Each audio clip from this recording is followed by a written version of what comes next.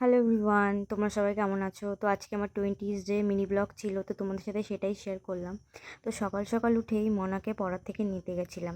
তারপরে বাড়ি এসে ফুল তুলে সমস্ত কিছু গুছিয়ে নিয়েছি। আজ দিনটা ছিল সোমবার। তো সোমবারের দিন ভাবলাম যে আজকে ঠাকুরকে একটু আম দুধ দিই। আগের দিন বাজার থেকে একটু আম নিয়ে এসেছিলাম, পাকা আম।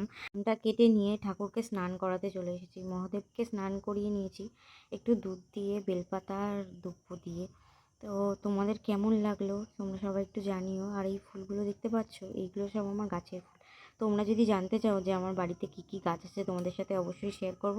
আমার পুজো দেওয়া কমপ্লিট হয়ে গেছে, তো আর বাকি যা ঘরের কাজগুলো আছে সেগুলোই সেরে নেব।